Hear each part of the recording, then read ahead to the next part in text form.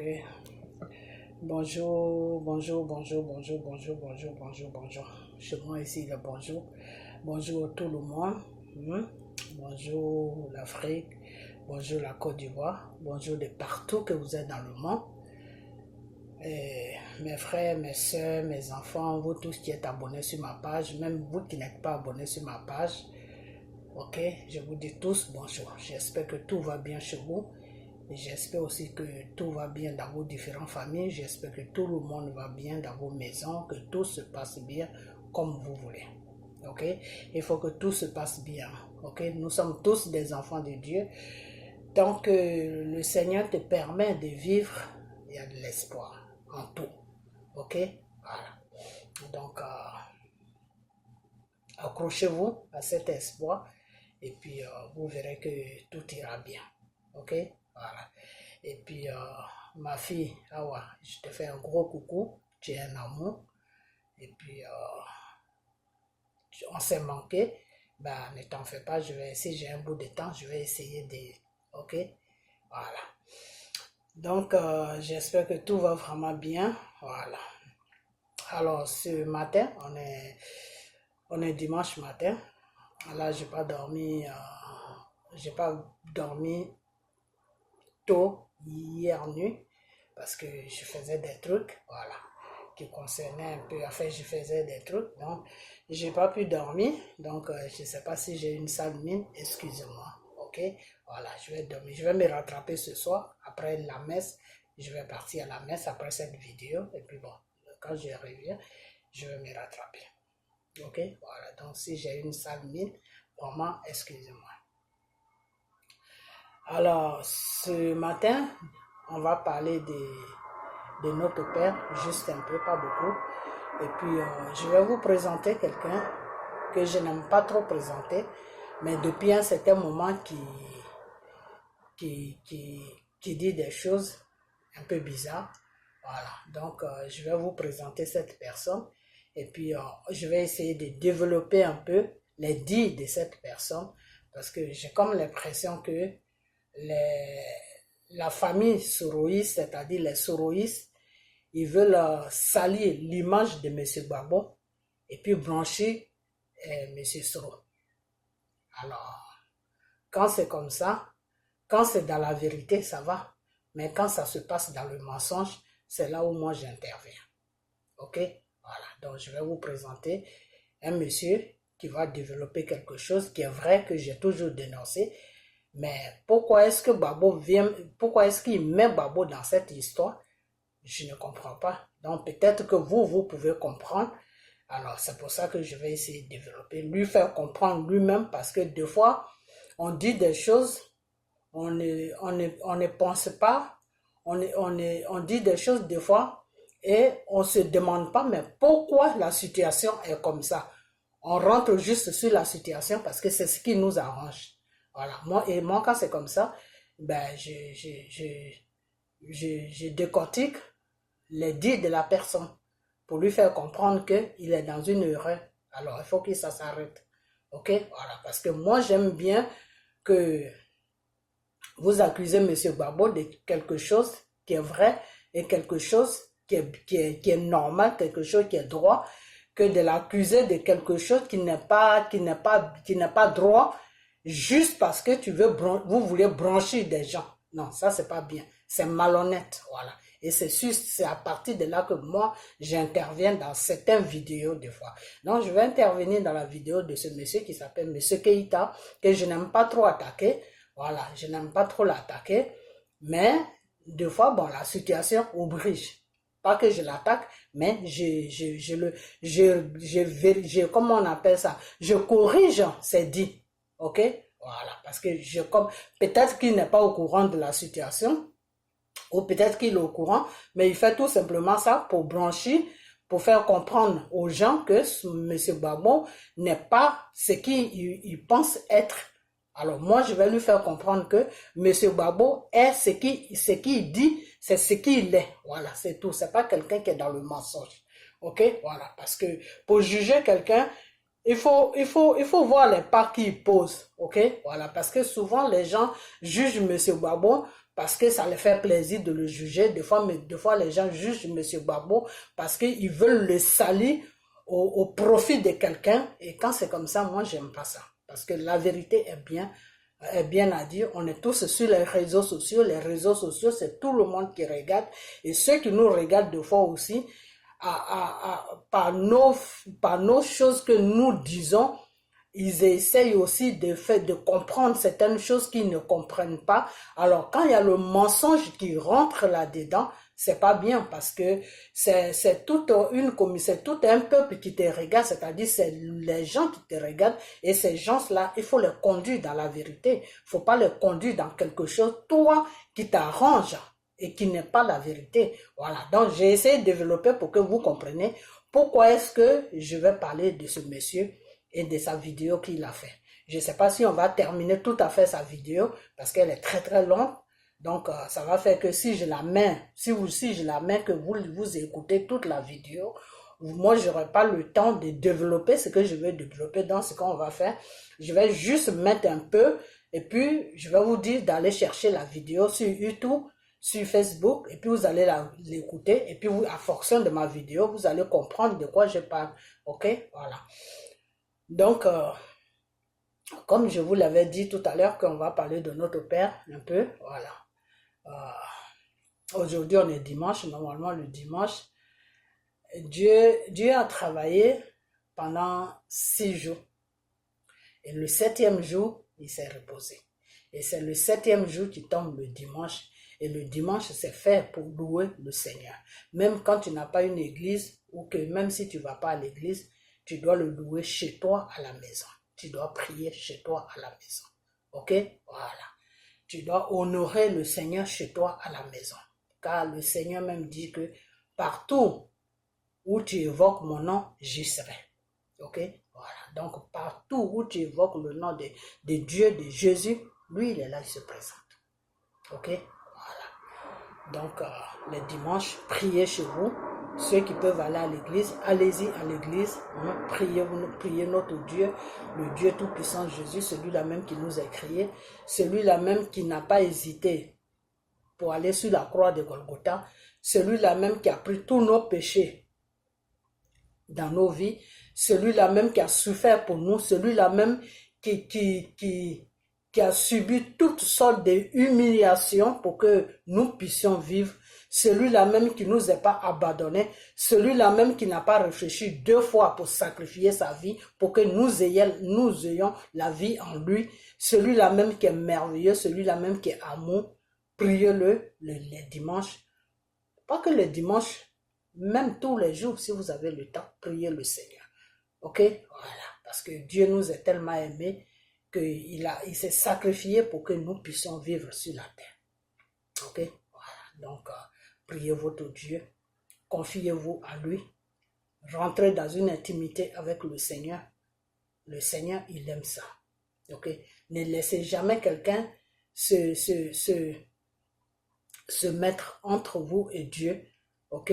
Sauf si c'est quelqu'un qui veut vous amener dans la voie de Dieu. Sauf si c'est quelqu'un qui vous corrige de vos erreurs, c'est-à-dire vous êtes dans le péché, la personne vous dit non, sortez du péché parce que. Et c'est pour cela que je vais mettre cette émission en place, mais je tarde, mais je vous dirai plus rien, je vais vous faire une surprise, ok? Et cette émission, il faut qu'on la fasse ensemble parce que ça va beaucoup vous aider. Ok, ça va beaucoup vous aider. Et avant même que je vais parler de l'émission, et le Seigneur même m'a mis des choses aussi à cœur. Le Seigneur m'a donné une révélation pour vous tous qui êtes sur ma page. Mais je sais pas quand je vais finir de faire ce que j'ai à faire. Et quand je vais mettre les disponibilités pour que vous puissiez me joindre, c'est à partir de là que je vais vous dire ce que le Seigneur m'a donné comme révélation pour vous. Ok? On va travailler ensemble. Vous et moi, on va travailler ensemble. On va travailler ensemble et le Seigneur va nous bénir. Le Seigneur va vous bénir. Ok? Et à travers votre bénédiction, moi aussi je serai béni. Ok? Parce que c'est comme ça que le Seigneur bénit. Le Seigneur te dit, prie pour ton frère, prie pour ta soeur.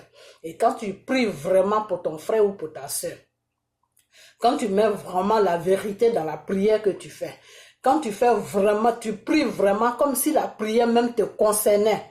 Tu pries vraiment, tu te dis, c'est-à-dire tu te poses pas des questions, mais pourquoi moi je dois prier pour cette personne, je dois jeûner pour cette personne que je connais pas. Non, tu mets la personne à ta place. C'est pour ça que le Seigneur a dit que aime ton prochain comme tu t'aimes. Aime ton prochain comme toi-même. Voilà.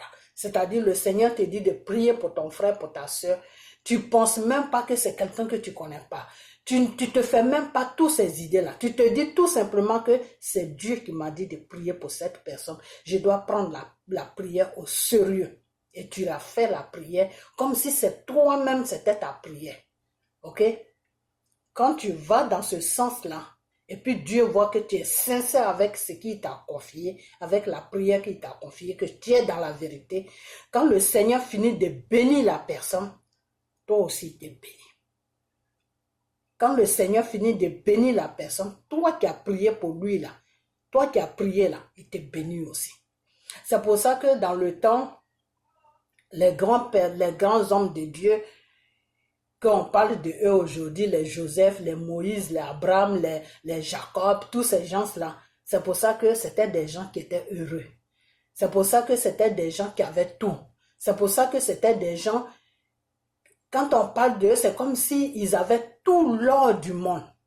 Pourquoi? Parce que c'est des gens que des fois Dieu disait, prie pour cette personne. Fais ceci, fais cela, fais cela. Et puis ces gens-là faisaient ça sans problème, sans même se dire que non, mais pourquoi moi non, ils ne se posaient pas de questions, ils le faisaient parce que c'est Dieu qui avait demandé de le faire. C'est ça qu'on appelle des fois l'obéissance.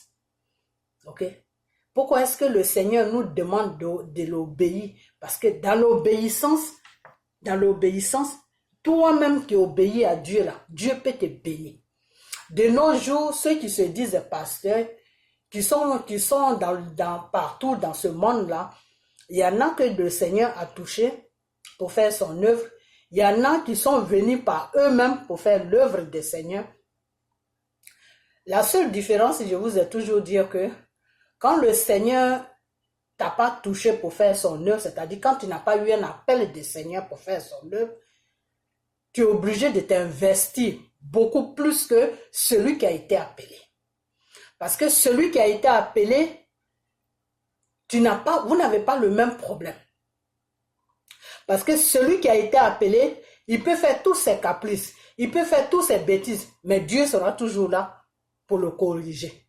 Dieu sera toujours là pour lui dire non, ça c'est bon, ça c'est pas bon, faut pas faire ça, faut faire ça. Il est comme un enfant de Dieu. Est-ce que vous comprenez? Il est comme un enfant de Dieu. Toute bêtise qu'il va faire, Dieu sera toujours là pour lui dire que non. Là où tu es en train de partir, c'est pas bon. Ceci, cela, c'est pas bon. Et arrivé à un certain moment, quand la personne même exagère trop, Dieu met un silence total. Parce que c'est ce que moi j'ai vécu, que je vous dis. Dieu met un silence total. C'est-à-dire, tu ne reçois plus la voix de Dieu. Est-ce que vous comprenez? Jusqu'à ce que toi-même tu te corriges. Parce que, vous savez quoi? Quand le Seigneur t'appelle, il y a un amour qui naît entre toi et Dieu. Est-ce que vous comprenez? Il y a un grand amour qui naît entre toi et Dieu. Des fois, quand je chante les chansons, des fois, je sais qu'il y a des gens qui rigolent quand ils écoutent mes chansons. Je sais que des fois, il y a des gens qui disent, mais pourquoi ils chantent même? Je sais qu'il y a des gens qui se posent plein de questions.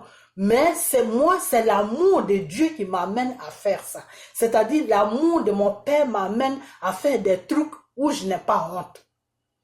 Et je ne suis pas gênée.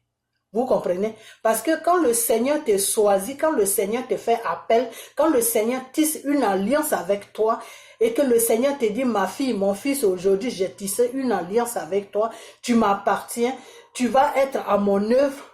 C'est-à-dire, il y a un amour qui naît.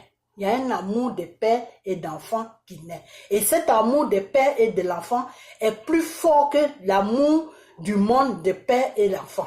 C'est plus fort. Ça, c'est un amour qui est trop, trop fort.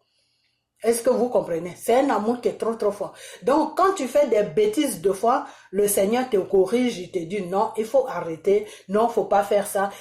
Il te donne des conseils, non, faut pas faire ça, parce que si tu fais ça, voilà ce qui va se passer, parce que si tu fais ça, voilà ce qui va se passer, parce que si tu fais ça, voilà, Satan sait maintenant que tu m'appartiens, voilà ce que Satan va faire de toi, voilà ce qui t'attend, voilà. Donc, Dieu t'explique tout. Ok? Donc, si toi, tu persistes toujours dans ta bêtise, mais le Seigneur met un silence. Vous comprenez? C'est comme une mère ou un père qui dit à son enfant, non, faut pas faire ça, faut pas faire ça, faut pas. Et puis l'enfant insiste. Et puis, arrivé à un certain moment, le père ne dit plus rien. Il regarde l'enfant jusqu'où l'enfant va arriver. C'est la même chose avec Dieu. Vous comprenez? Donc, le Seigneur te laisse, et puis il met un silence. Et puis, et ce silence-là, toi, t'empêche de vivre. Parce que moi, ça m'est arrivé. Hein. Le silence que le Seigneur va mettre là, ça va t'empêcher de vivre. C'est comme si tu ne vivais plus. Tu sais, comme si il y a quelque chose en toi qui part. Et cette chose-là, tu as du mal à vivre avec ça. Vous comprenez? Parce que moi, ça m'est arrivé. C'est pour ça que je vous ai dit, on va faire cette émission. Et moi, ce que je connais, je vais vous dire ça. Et en fonction de ça, peut-être que ça peut aider beaucoup de gens. Ok? Parce que si le Seigneur vous a mis sur ma page, c'est pas pour rien, mes frères et sœurs, mes enfants. Dieu ne fait jamais rien par hasard. Dieu fait toujours quelque chose pour quelque chose. Parce que pour quelque chose. Ok? C'est pour ça que quand tu es un pasteur ou quand tu es un enfant de Dieu, si tu es vraiment dans la réalité, quand le Seigneur te dit, prie pour ton frère, prie pour ta soeur, prie pour ton enfant, il faut le faire. Pas ton vrai enfant, mais quelqu'un que tu peux mettre qui a le même âge que ton enfant, il faut le faire. Parce que en le faisant, toi-même tu es béni, toi-même tu es protégé. Ok? Donc, l'amour qu'il y a entre quand un amour s'installe, cet amour-là, vraiment, je ne sais pas comment vous expliquer ça. C'est quelque chose qui ne s'explique pas. Vous comprenez? Voilà. Donc, celui que Dieu a appelé et celui que Dieu n'a pas appelé, ils n'ont pas le même problème.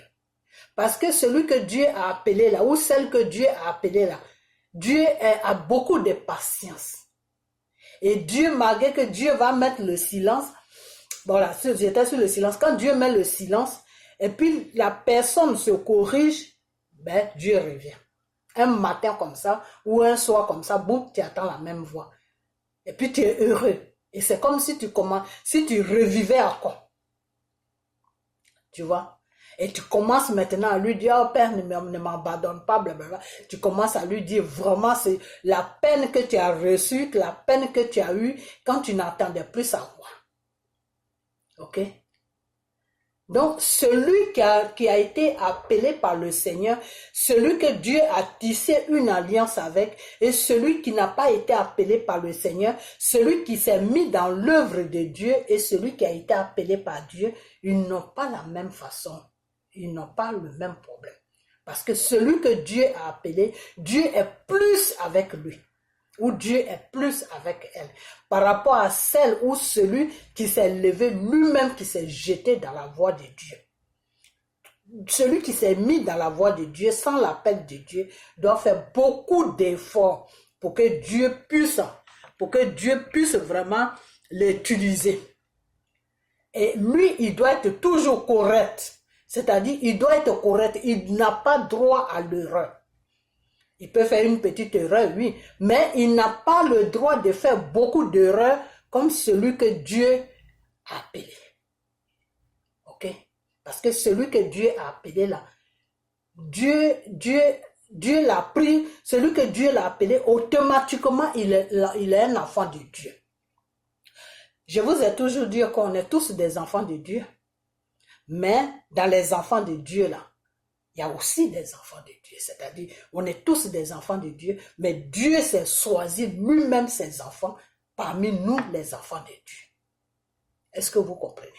Voilà, c'est comme ça.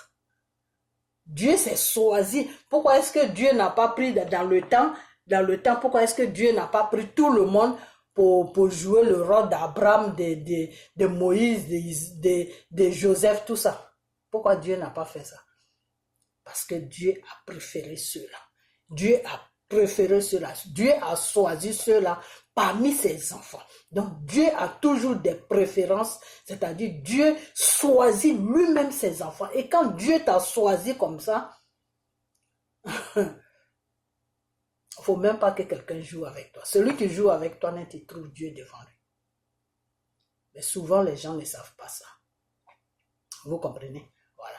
Donc, celui que Dieu a appelé et celui que Dieu n'a pas appelé, ils n'ont pas la même connaissance. Parce que celui que Dieu n'a pas appelé, sa connaissance est limitée.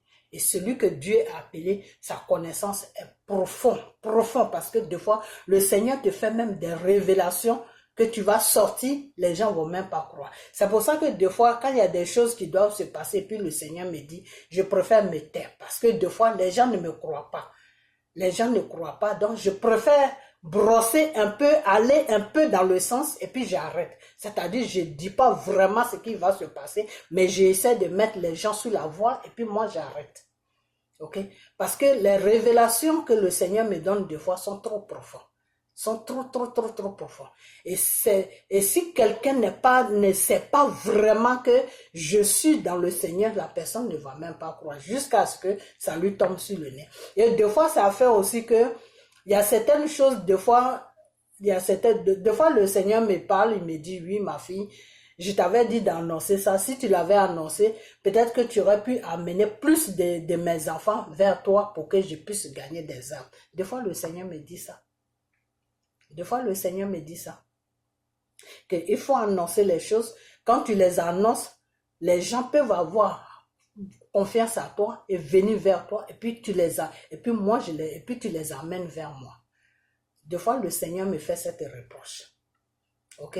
Voilà. Donc, je vais mettre cette ligne en place. Quand je vais la mettre en place, il y a beaucoup de révélations, des révélations qui vont sortir, que je ne vais plus me retenir.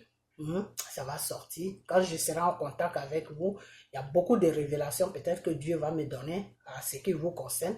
Et ça va, je vais vous dire ça sans dire que non, il faut que je vais m'arrêter parce que si je dis ça et puis après ça se passe, peut-être que, voilà. Je dis toujours peut-être que, ok, voilà. Donc, je voulais, hier soir, je voulais parler de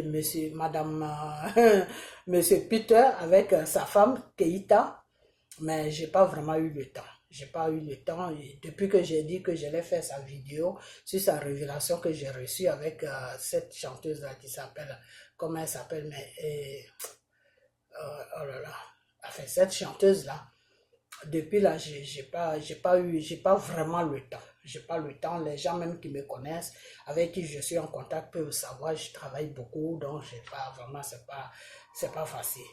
José, voilà. Donc, je vais faire la vidéo, je vais faire la révélation de Emmanuel Keita. Je vais tout faire pour faire ça la semaine qui va commencer. Je vais tout faire pour faire ça, mais seulement ce que je voulais brosser un peu, c'est que j'aurais appris qu'ils se sont séparés. Ça, c'est un petit problème. J'aurais appris qu'ils se sont séparés. De toute façon, si je faisais la révélation, il y a beaucoup de choses qu'ils allaient comprendre eux-mêmes, mais jusque-là, je n'ai pas encore eu le temps de faire la révélation, de donner la révélation que le Seigneur m'a envoyée pour Emmanuel Keita.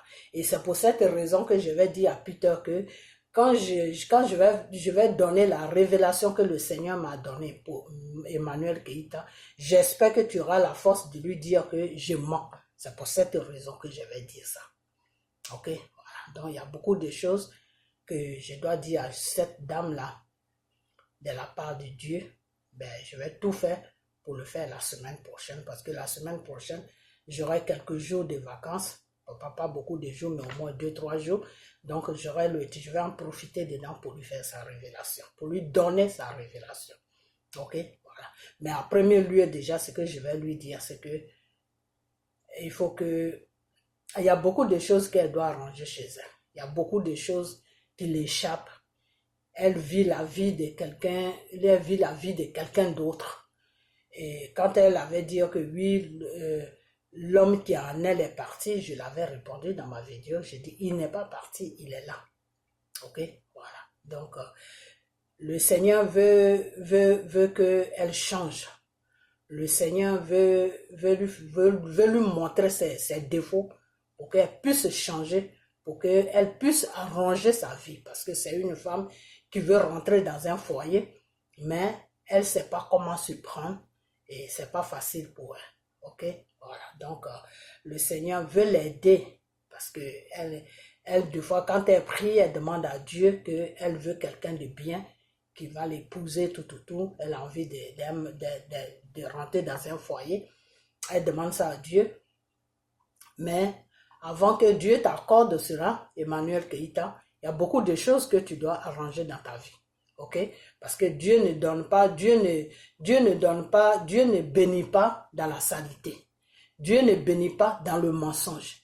Dieu ne bénit pas dans comment on appelle ça? Dans le mensonge. Ok? Voilà. Parce que en ce moment, tu vis une vie qui n'est pas réelle. Ok? Tu vis une vie qui n'est pas réelle. Et pour que Dieu puisse mettre la main sur ta vie, il faut que tu vis une vie qui est réelle. Ok? Et c'est de tout ça que je vais te parler. Parce que Dieu m'a beaucoup parlé de toi. Donc, je vais faire une vidéo spéciale pour toi.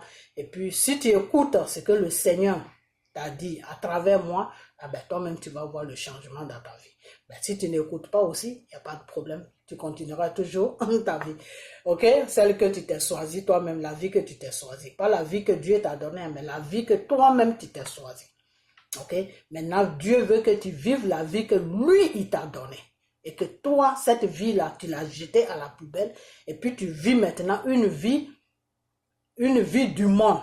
Voilà. Dieu veut que tu arrêtes cette vie du monde pour que tu puisses obtenir de lui ce que tu lui demandes. Ok? Voilà. Donc, comme je l'ai dit, la semaine prochaine, je vais faire ta vidéo. Ok? Voilà. Donc, je vais m'arrêter là. Ok? Je vais m'arrêter là. Et puis, on va parler. Je vais montrer ce monsieur. Et puis, on va parler de ça. Et puis, je vais fermer ma vidéo. Ok? Voilà. Donc,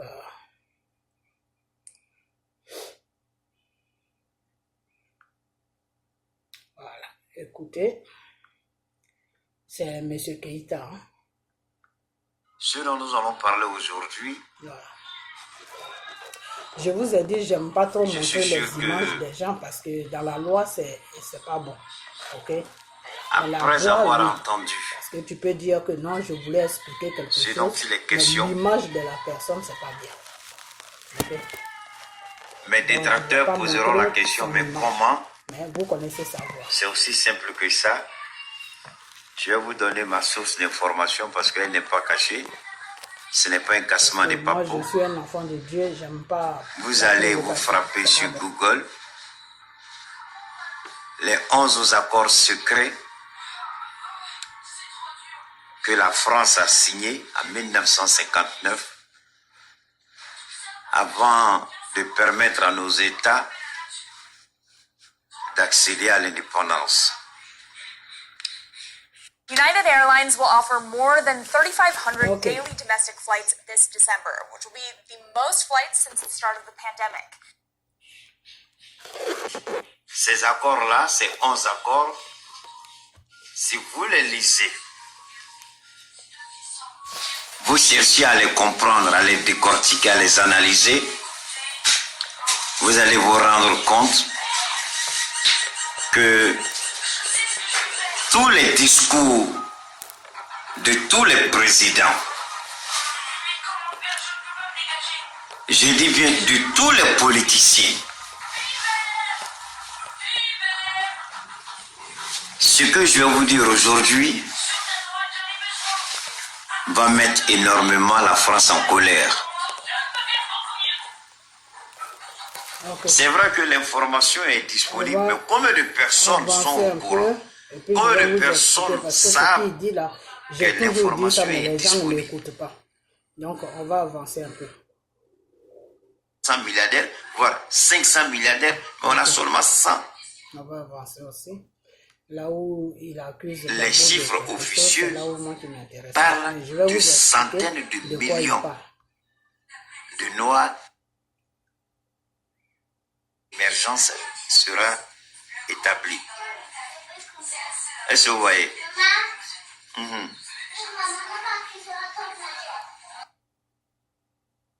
Que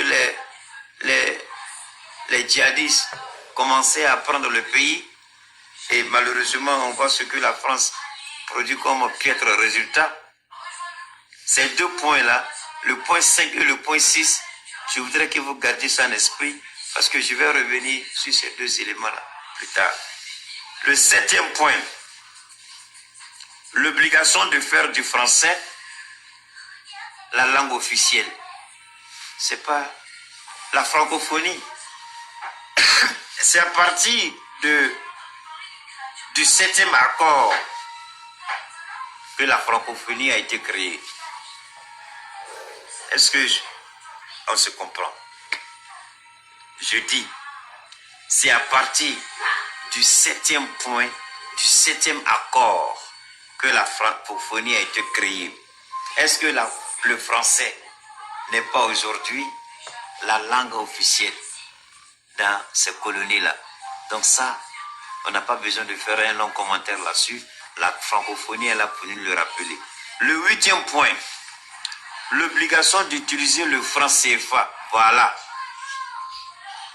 Colonie des francs. 65% de notre argent est tenu par le trésor français. Je dis bien 65%. Ensuite,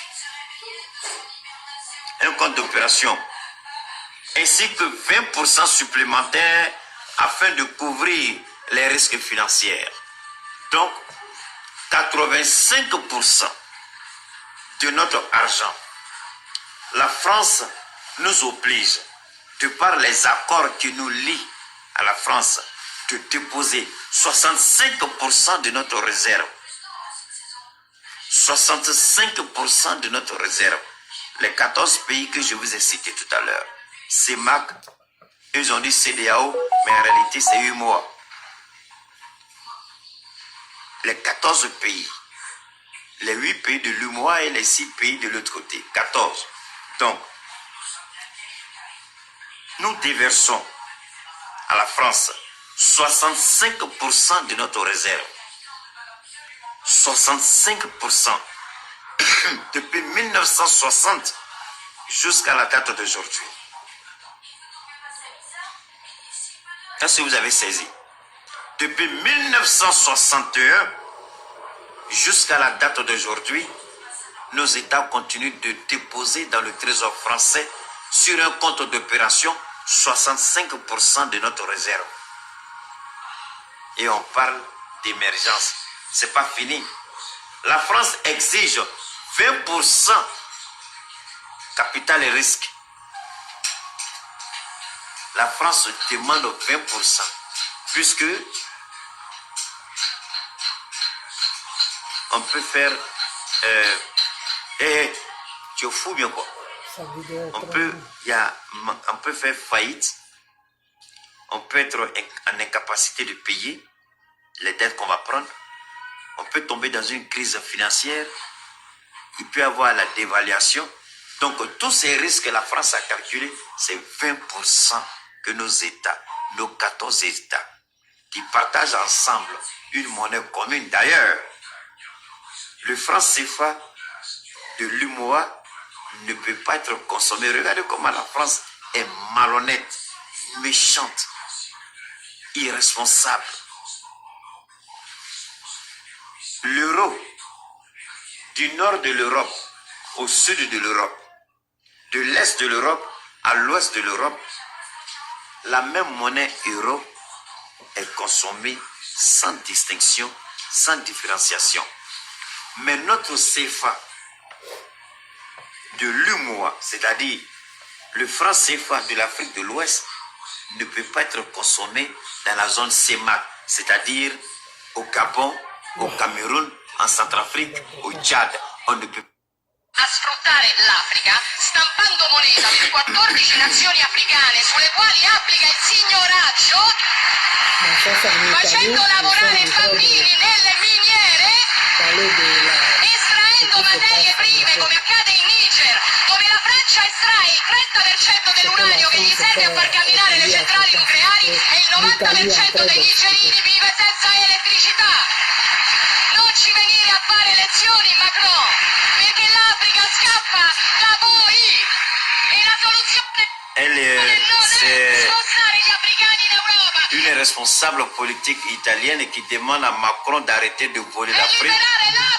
Voilà, il faut libérer l'Afrique, c'est ce que je disais. Elle est en train de dénoncer la mainmise de la France sur les réserves africaines. Et elle dit que si la France est première puissance nucléaire civile, c'est grâce au Niger, comme je l'ai dit tout à l'heure. Et elle demande à la France d'arrêter d'exploiter l'Afrique. La cause de l'immigration massive et clandestine est liée à la mauvaise politique de la France eu égard aux États africains que les Italiens se plaignent parce que alors donc, plus comme je l'ai dit, l'immigration 85% de notre réserve se trouve entre les mains de la France. Et nous n'avons que 15% pour nous développer. 15% pour construire des hôpitaux. 15% pour réaliser des routes. 15% pour construire des ponts. 15% pour nous développer. 15%, soyons sérieux. Soyons sérieux. Soyons sérieux. Est-ce que la France est honnête? C'est ce que la femme l'a dit. Je crois que c'est une ministre italienne. Est-ce que la France est sérieuse? Est-ce que la France, si on asphyxiait l'économie française à ce point, est-ce que la France pourrait s'en sortir?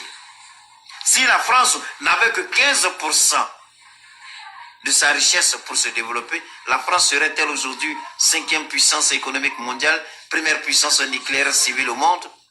Non. Et on a des présidents qui encouragent ce vol. On a des présidents qui soutiennent, qui ont même institutionnalisé ce vol. Alors je vais continuer de plus. Les banques des zones CFA imposent une limite de crédit à chaque pays membre équivalent à 20% des recettes de l'État. Enfin, l'année N-1, bien que, bon, blablabla, ça c'est des conneries. Alors vous voyez, en d'autres mots, 80% des réserves financières africaines sont déposées sur un compte d'opération contrôlé par l'administration française. Les deux banques de la zone CFA sont africaines de par leur nom. Enfin, ça c'est le commentaire qu'on fait. Vous pouvez comprendre ça. Vous pouvez comprendre ça. La France détient plus de 80% de nos réserves. Et on nous demande de nous développer. Alors, en ce qui concerne la coopération militaire, la France voulait avoir une domination. Aujourd'hui, la France demande au Mali, je dis bien, la France demande au Mali l'application intégrale de l'accord 9. Le point 9, attendez, je crois bien, c'est le point 9 de l'accord. Permettez-moi de retrouver. Are you sure this is safe? No.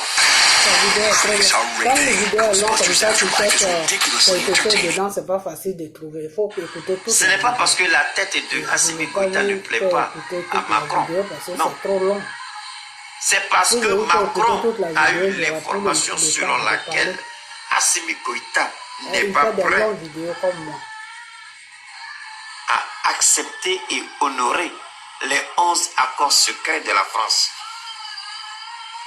En dehors du franc CFA, puisqu'il n'est qu'un président de la transition, il n'a pas son mot à dire sur le CFA. Mais partout où il aura son mot à dire en ce qui concerne la coopération militaire,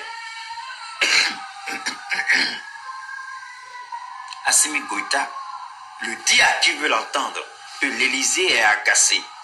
Parce qu'Assimi Goïta a remis en cause le 5e accord, un des accords secrets que la France avait signé avec le Mali. Accord que le président Modibo Keïta avait refusé et rejeté.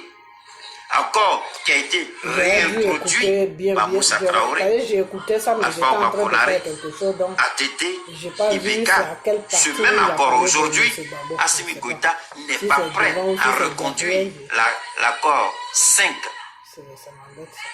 des 11 accords. L'accord 5, attendez, l'accord, vous nous dites qu'on sera émergent avec 15% de notre richesse. On doit construire des routes, on doit construire des écoles, d'approfondir ce dont il est question. Moi, je ne fais qu'ouvrir le bal. Mais tout le monde veut le bien de la Côte d'Ivoire, le bonheur des Ivoiriens. Mais on n'est pas prêt à dire aux Ivoiriens la réalité, la vérité des faits. Ce n'est pas Bako qui a signé ça, je suis d'accord. Ce n'est pas Afingessa qui a signé ça. C'est pas Soro qui a signé, c'est pas Mabri qui a signé, c'est pas Petit qui a signé. Mais ils ont le devoir, l'obligation. Juste un peu en arrière. Si on avait dit priorité aux entreprises françaises, je peux comprendre. Mais on dit priorité aux intérêts. Donc, l'intérêt du pays n'est pas pris en compte, mais c'est l'intérêt de l'entreprise française qui est prise en compte. Et il faut assigner ça. C'est le 4e point de l'accord. Ok, on laisse un peu. Donc, vous êtes étonné quand Bolloré allait marcher. C'est pourquoi j'ai Wilfried Kouassi, en quelque sorte. C'est pourquoi notre développement, les gens comme Ouattara,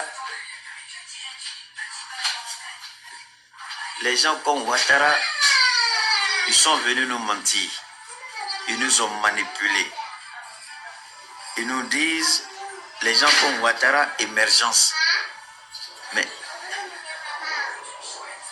sur quelle base notre émergence sera établie? Sur quelle base notre émergence sera établie? Est-ce que vous voyez? Voilà, là je suis d'accord avec vous, monsieur Ani Aza, oui. Là, ce commentaire, je suis absolument et entièrement d'accord avec vous. Je suis absolument et entièrement d'accord avec vous.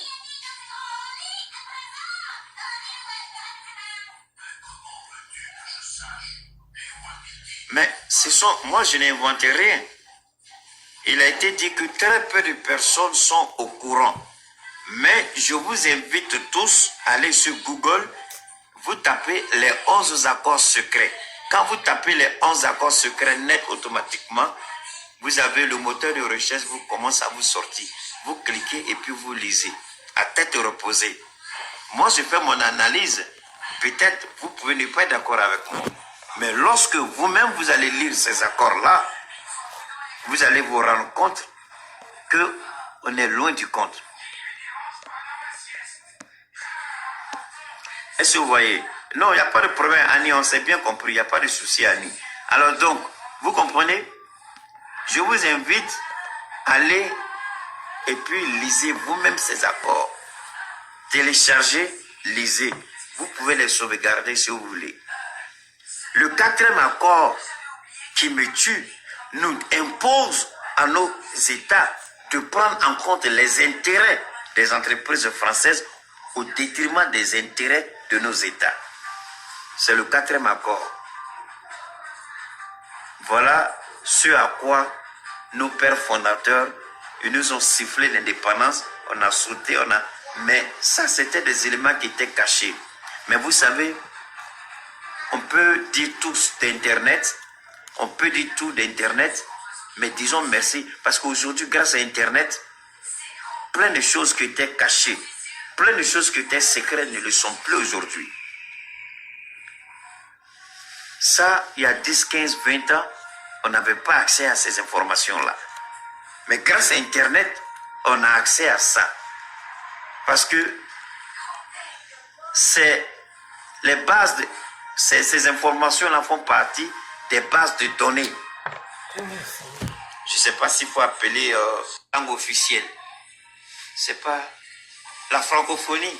Ok, je serai obligé d'arrêter C'est sa parti. vidéo parce que Mom was right when she told you to drink your milk. She may not have mentioned its 13 essential nutrients that you will je find. serai obligé de vous envoyer lui-même sur la vidéo. Parce qu'en 58 déjà, la Guinée avait voté non au référendum de De Gaulle. Ma vidéo est en train de partir trop loin. Donc, en 59, Et moi, je dois plus développer. De Gaulle dit aux colonies, la France a investi en réalisant certaines infrastructures. Non, ça, tout ça, Avec moi, les actionnaires, par rapport à ceci c'est ça aussi qui là, m'intéresse. la France dit c'est pas la peine. Nous-mêmes, nous allons produire. Mais les 8 pays partagent ensemble la même monnaie coloniale. Je ne dis pas qu'il aurait pu les remettre en cause comme ça, tout azimut. Mais il aurait pu au moins, je ne sais pas s'il l'a fait, je m'en excuse, mais s'il ne l'a pas fait, il aurait dû publiquement dénoncer ça. Oui, je crois que c'est là. On me dira il l'a fait, peut-être qu'il ne l'a pas fait suffisamment pour mériter à mes yeux l'étiquette de panafricaniste. Oui, c'est là. Aujourd'hui, le deuxième élément est l'élément qui nous tue plus. Ok, je vais faire Le deuxième point des 11 accords. Je vais aller étape par étape pour que vous compreniez bien. Je vais faire venir un peu. Parce que je n'ai pas ton temps aujourd'hui. Tu peux avoir le débat, ce débat-là avec moi. État et puis citoyen, tu crois que tu peux? Alors donc, le deuxième point, toujours sur le deuxième point, regardez la subtilité de la France, la ruse de la France. Chaque pays va garantir une monnaie commune, la monnaie des 8 pays. Chaque pays doit garantir sa prise de participation. Ce qui fait que la Côte d'Ivoire est majoritaire parce que Houphouët à l'époque avait compris. Et c'est Houphouët qui a déposé plus d'or pour garantir, si vous voulez, pour assurer la paix. Parce qu'il n'y a même pas de garantie ici, puisque c'est une monnaie coloniale. Donc c'est Houphouët. Après Houphouët, le Sénégal, bien entendu, d'autres États. Hein, les 8 pays là de la zone UEMOA. Donc pour dire quoi? Pour dire que la France a exigé à chaque pays de l'UEMOA de garantir sa monnaie. Alors que chaque pays n'a pas sa monnaie, une monnaie, chose comme on appelle personnelle ou une monnaie nationale, mais les 8 pays partagent ensemble la même monnaie coloniale. Et ce sont ces 8 pays-là qui ont déposé au trésor français suffisamment d'or pour permettre à la France, 1, de parrainer le franc colonial, 2, de garantir la parité du franc colonial avec le franc français à l'époque. Donc la France nous dit, donc c'est la raison pour laquelle nous n'avons pas nos réserves chez nous. Aujourd'hui, Emmanuel Macron dit, nous allons restituer vos réserves d'or, mais sans remettre en cause la deuxième clause des 11 accords signés entre la France et les États africains. Je vais me limiter aux 8 États de la sous-région. Je ne vais pas m'hasarder de l'autre côté, sinon ce sera une trop grande dispersion inutile pour vous permettre de mieux comprendre. Donc je le dis, je le répète. Emmanuel Macron ne remet pas en cause, parce que tant qu'un contrat n'est pas remis en cause, tant qu'un contrat n'est pas remis en cause une deuxième fois, le fait de requalifier ou de renommer une monnaie coloniale ne soustrait pas les 8 pays du deuxième accord signé avec la France, c'est-à-dire la confiscation de nos réserves. C'est pourquoi Ouattara et Macron ont décidé de façon unilatérale, alors que l'éco qui aurait dû être la monnaie commune des 16, Ouattara et Macron se sont arrangés parce que Ouattara, je ne peux pas trop, c'est vrai, quand vous n'avez pas ces genres d'informations, vous pouvez attaquer Ouattara.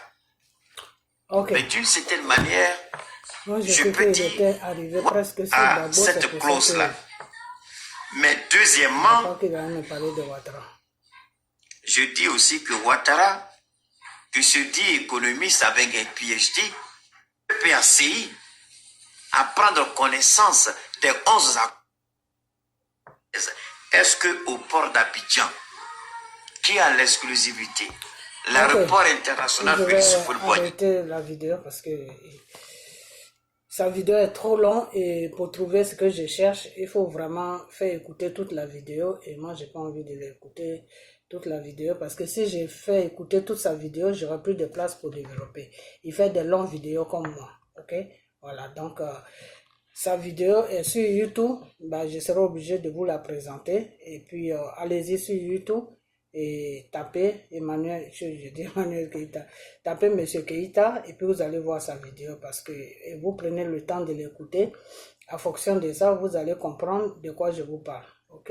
Voilà, parce que j'ai essayé de faire tout pour que vous écoutez la partie où il parle de Monsieur Gbagbo, mais j'ai pas vraiment saisi cette partie-là, donc il dit des choses, moi, qui ne m'intéressent pas. Tout ce qu'il rencontre ne m'intéresse pas. Donc, je peux pas mettre des choses qui ne m'intéressent pas dans ma vidéo. J'ai mal fait, là, je peux plus effacer la vidéo.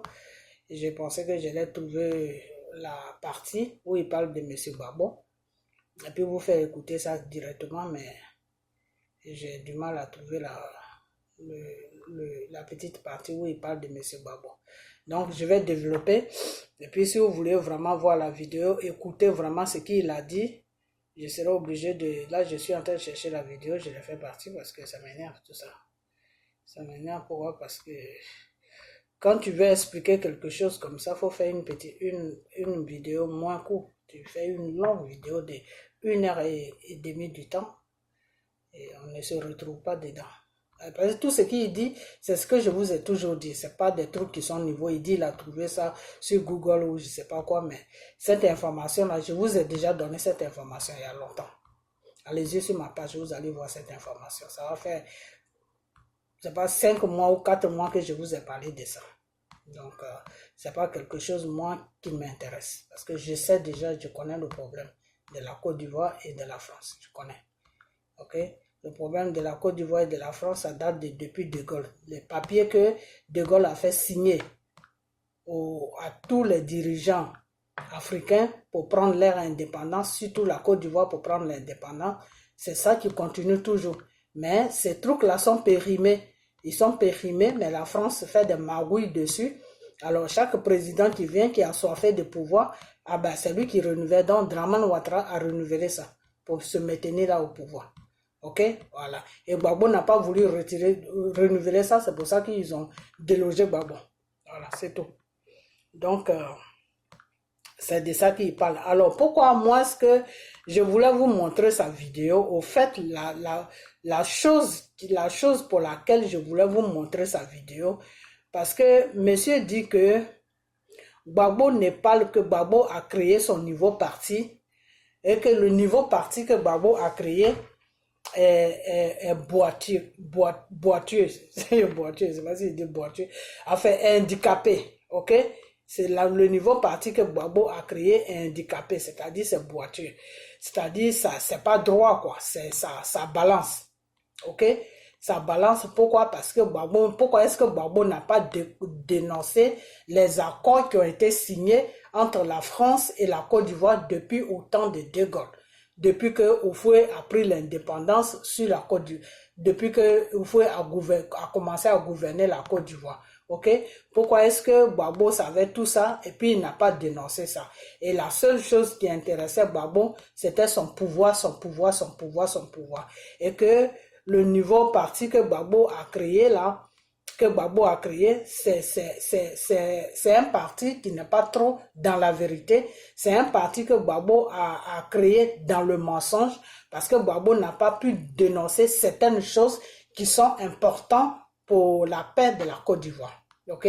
Voilà, Gbagbo n'a pas les 12 accords que la France a signés avec la Côte d'Ivoire et avec les autres pays qu'ils ont colonisés. Pourquoi est-ce que Gbagbo n'a pas dénoncé ça? Et Gbagbo fait croire aux Africains qu'il crée un parti où tous les Africains vont se retrouver, mais par contre, lui, il ne dit pas la vérité. Voilà, Gbagbo ne dit pas la vérité comme il doit le dire. Il y a certaines choses qu'il cache au peuple et puis il joue du cinéma.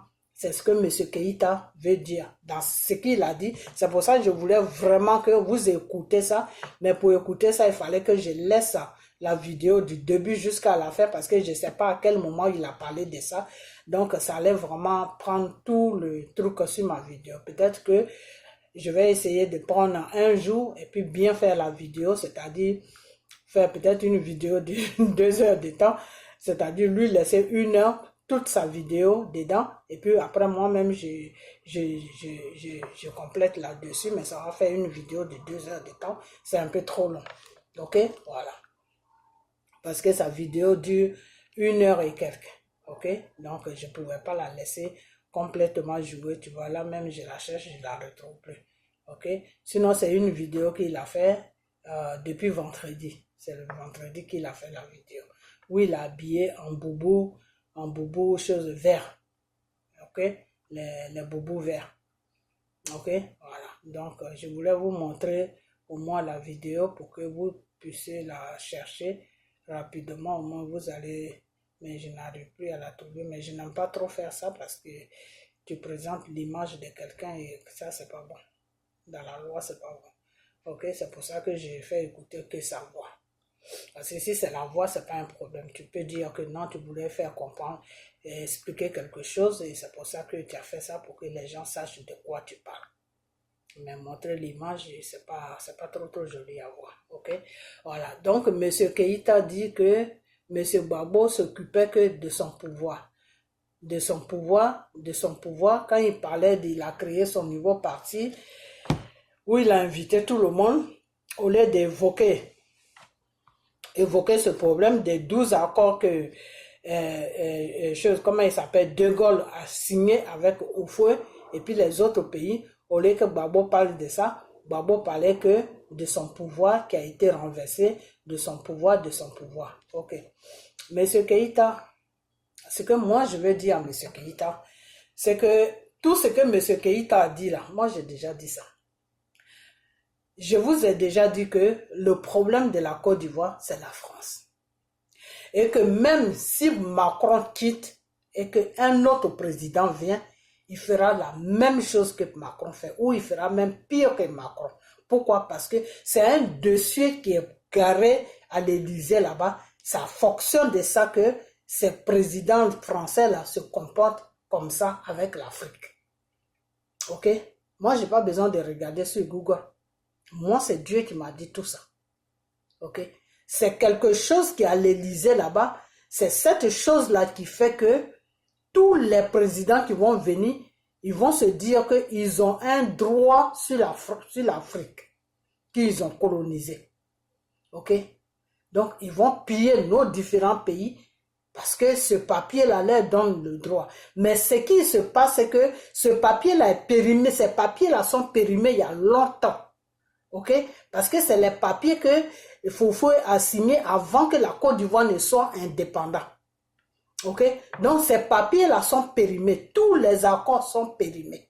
Ok, voilà. Donc c'est pour ça que ils ont demandé d'abord sur ça, ils ont demandé à Bédié de renouveler ça. Bédié n'a pas voulu. Et c'est pour ça qu'ils ont monté un coup pour faire renverser M. Bédié. Ok, c'est le coup d'état de Bédier là. La France est dedans, la France est en bas, la France est cachée en bas. C'est la France qui a donné le courage à les IB là d'aller renverser M. Bédier. M. Bédier même il faisait des fautes parce qu'il ne payait pas les militaires. Et ça, quand la France a appris ça, la France a donné le courage aux militaires de faire ce qu'ils ont fait et de déposer un militaire au pouvoir, et en pensant que eux ils pouvaient gérer monsieur comment il s'appelle, monsieur Gueye. Ok, et c'est pour ça que les militaires sont allés chercher monsieur Gueye qui était à la retraite, parce que c'est la France qui a organisé tout ça. Ok, donc quand ils sont allés chercher monsieur Gueye pour le mettre au pouvoir, la France pensait que ils pouvaient arriver à contrôler M. Gueye jusqu'à ce qu'ils trouvent quelqu'un qu'ils allaient mettre au pouvoir pour continuer à piller notre pays. Ok?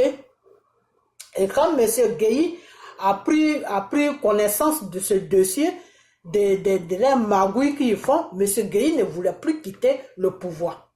Est-ce que vous comprenez? Donc, ils se sont dit que peut-être qu'avec M. Gbagbo, ils peuvent essayer de trouver un arrangement pour continuer leur magouille. Ok? Donc, quand M. Gbagbo a gagné les élections avec M. Gueye et que M. Gueye ne voulait pas partir et la population est descendue dans la rue, Gbagbo a dit à la population de lui donner son pouvoir. Enfin, il avait gagné. Ok?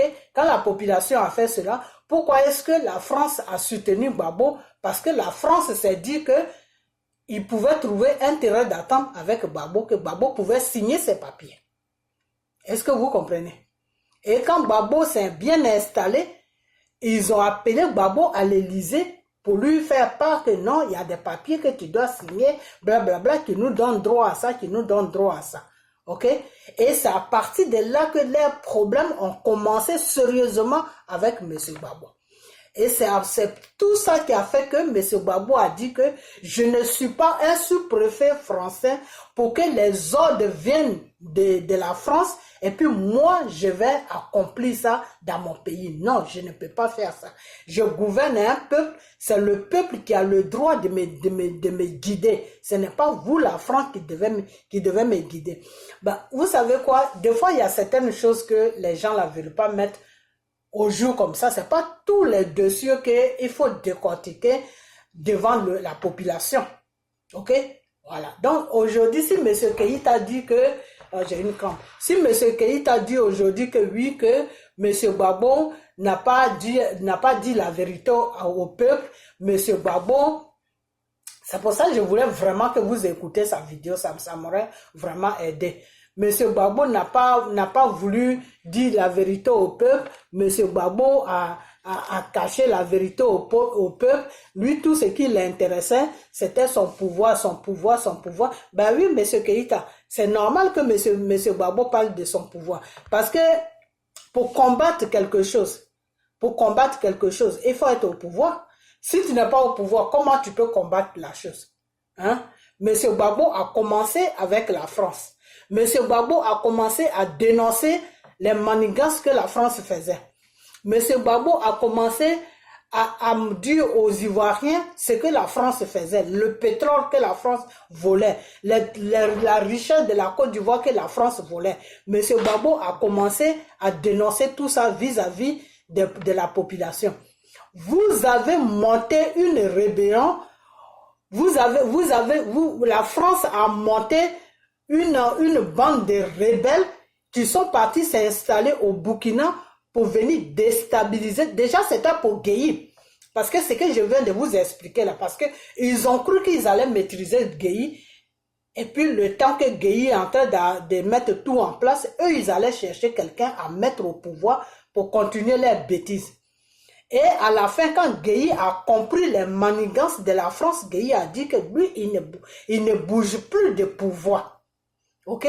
Donc, c'est là qu'ils ont préparé les IB là, mais ils ont été préparés rapidement. Ils ont préparé ces IB là, parce que normalement, Johnny Pachoko, oh là là, j'ai une crampe. Normalement, Johnny Pachoko a toujours dit ça, que les rebelles qui se préparaient au Burkina, n'était pas pour M. Gbagbo. C'était pour M. Gueye. C'était pour déloger M. Gueye. La France avait préparé ça pour déloger M. Gueye. Et c'est tombé sur M. Gbagbo. Vous comprenez? Et quand c'est tombé sur M. Gbagbo, la France a applaudi parce que la France pensait que M. Gbagbo allait jouer les jeux. Donc, quand les rebelles sont tombés sur M. Gbagbo, la France a dit, ah ben, si Gueye, qu'on devait attaquer, si il dit fait des choses que nous, on ne veut pas, et les mêmes choses, là, Gbagbo les fait, ben, que ça soit Gueye, que ça soit Gbagbo, on y va. Ok? C'est comme ça qu'ils ont attaqué le pouvoir, comment on appelle ça? C'est comme ça qu'ils ont attaqué M. Gbagbo. Oh, excusez-moi, j'ai une crainte qui m'embête. C'est comme ça qu'ils l'ont attaqué, j'ai trop duré assis. C'est comme ça qu'ils l'ont attaqué. Vous comprenez? Donc, le problème qui est là, c'est que M. Keïta dit que oui, que M. Gbagbo pensait que M. Gbagbo, quand il a créé son nouveau parti, il parlait que de son pouvoir qui a été attaqué, Oui, M. Keïta. M. Gbagbo ne faisait que parler de son pouvoir qui a été attaqué, c'est tout à fait normal. Pourquoi c'est tout à fait normal? Parce que s'il était au pouvoir, il pouvait faire quelque chose contre la France. Il pouvait faire quelque chose contre les manigances de la France. Parce que ces papiers-là que toi tu as vu la nuit, là, les papiers-là que tu as vu, que tu es venu faire une vidéo de 1 heure et quelques dessus, ces papiers-là, moi, j'ai pas vu des papiers, mais j'ai dénoncé cela. J'ai dénoncé cela que non, n'accusez pas M. Macron. Parce que même si M. Macron n'est plus à l'Élysée, celui qui va venir à l'Élysée aura le comportement de M. Macron, ou pire que M. Macron. Parce que c'est un dossier qui est sur les lits, qui est dans les bureaux là-bas. C'est en fonction de ce dossier-là qu'il se comporte comme ça avec la Côte d'Ivoire et avec le reste de l'Afrique qu'ils ont colonisé. J'ai toujours dit ça dans mes vidéos. Ok? Donc, c'est pas quelque chose de nouveau. Ok? Donc, c'est pas pour ça que tu vas faire 1 heure de vidéo à faire comprendre aux gens, aux Ivoiriens, aux Africains que les choses, comme on appelle le parti que M. Gbagbo a créé, c'est un parti qui est dans le mensonge parce que M. Gbagbo dit qu'il combat les Français, il combat la France contre les pillages qu'ils font en Afrique. Mais au fait, il ne dit pas la vérité. Non, M. Gbagbo n'est pas dans le mensonge. Si vous avez laissé M. Gbagbo tranquille sur son pouvoir, peut-être que M. Gbagbo allait attaquer ça. Mais vous ne l'avez pas laissé sur son pouvoir. Vous ne l'avez pas laissé tranquille. Le monsieur, d'abord, ces rebelles-là se préparaient pour Gueye, comme j'ai dit. Donc, ils n'ont même pas laissé le temps à M. Gbagbo. Et c'est pour cela, c'est le temps que M. Gbagbo n'a pas eu qu'il a forcé à accepter M. Soro dans son gouvernement en tant que Premier ministre. Ok? Donc, quand vous rencontrez les choses, vous les soroïstes, essayez de mettre les choses à leur place. Essayez d'être un peu dans la vérité. Ok? Parce que vous n'allez pas salir M. Gbagbo au profit de M. Soro. Parce que M. Soro, vous comparez souvent M. Gbagbo à M. Soro. Moi, je trouve que c'est une erreur que vous faites. Parce que M. Gbagbo a commencé à défendre les intérêts de la Côte d'Ivoire quand M. Soro n'était même pas sur le plan politique. Quand M. Soro même n'était même pas connu même sur la Côte d'Ivoire. Quand M. Soro était sur ses bancs d'étudiants, c'est là que M. Gbagbo a commencé à défendre les intérêts de la Côte d'Ivoire. Ok? Donc un monsieur comme ça là, vous n'allez pas le comparer à Soro tout simplement parce que vous défendez Soro de prendre un pouvoir sur la Côte d'Ivoire. Non, ça ne peut pas passer. Ça ne peut même pas passer. Mais je vais revenir encore sur ta vidéo. Je vais faire une vidéo de 2 heures de temps parce qu'il faut que je mette toute ta vidéo. Je vais la jouer jusqu'au début, du début jusqu'à la fin pour que les gens sachent vraiment de quoi je parle. Ceux qui n'ont pas vu la vidéo, quand ils vont voir ma vidéo, ils vont comprendre de quoi je parle. Parce que quand tu dis que oui, M. Gbagbo ne faisait que parler de son pouvoir, ben c'est normal. C'est normal.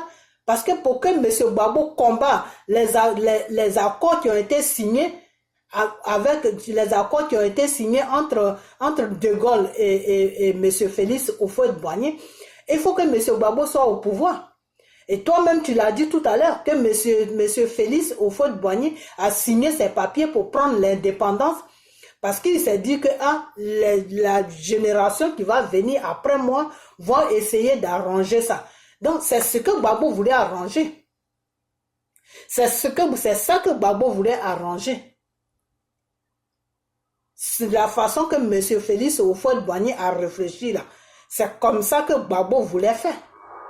Et c'est pour cette raison-là que la femme de Félix Houphouët-Boigny, qui est Madame Thérèse, a eu confiance à M. Gbagbo et a donné tous les papiers de la Côte d'Ivoire à M. Gbagbo quand M. Gbagbo est venu au pouvoir. Ok? Pourquoi? Parce que M. Gbagbo était sur la bonne voie. Mais c'est vous qui ne l'avez pas laissé le temps de faire ce qu'il devait faire pour la Côte d'Ivoire. Vous ne l'avez pas laissé le temps. IB a été manipulé par la France. IB allait créer une bande de rebelles au Burkina là-bas. Et IB a appelé M. Soro de venir parler avec les médias, c'est-à-dire avec les journalistes. Et je ne sais pas ce qui s'est passé. Ils ont éliminé IB. Et Soro a pris la tête de cette rébellion où Soro n'a pas laissé le temps à Gbagbo de faire quelque chose parce que vous et Soro, vous tous qui êtes dans le groupe de Soro là, vous êtes ménagés. Je ne sais pas si tu fais partie des rebelles, je ne sais pas, je ne vais pas t'accuser de quelque chose que je ne sais pas, mais Soro a pris tous les rebelles de M. IB pour aller combattre le pouvoir de Gbagbo, pour enlever M. Gbagbo au pouvoir. Parce que vous étiez avec la France. Pourquoi est-ce que la France a fait tout ça? Parce que la France savait très bien que les accords que Houphouët a signés étaient périmés. Alors la France est partie du côté de Bédié. Bédié n'a pas voulu renouveler ça. Donc la France a créé une situation pour renverser Bédié. Donc quand ils ont fini de renverser Bédié, ils ont dit aux militaires d'aller chercher M. Gueye, en croyant qu'ils allaient manipuler M. Gueye, jusqu'à ce qu'eux, ils trouvent quelqu'un à mettre au pouvoir. Et c'est là que Gbagbo est rentré dans le jeu. La France n'avait pas calculé Gbagbo, mais Gbagbo est rentré dans le jeu. Donc quand Gbagbo est rentré dans le jeu, ils se sont dit que peut-être que comme il veut le pouvoir depuis longtemps, il se bat avec Houphouët depuis longtemps, peut-être que si on lui dit de faire ça, puis on le laisse tranquille au pouvoir, il va le faire. Et ils ont été vers Gbagbo pour lui dire de renouveler ses accords. Et Gbagbo n'a pas voulu renouveler ses accords. Et c'est pour ces raisons-là qu'ils l'ont renversé de son pouvoir et ils ont déposé Dramane là. Donc Dramane a été à l'Élysée pour renouveler tous ces accords-là que tu es en train de parler. Donc le problème, ce n'est pas Gbagbo. Parce que vous les soroïstes, vous qui défendez Soro, vous que Soro a mis sur les réseaux sociaux, je ne sais pas quelle communication vous avez avec Soro, mais vous n'êtes pas dans la vérité. Il faut que vous soyez dans la vérité.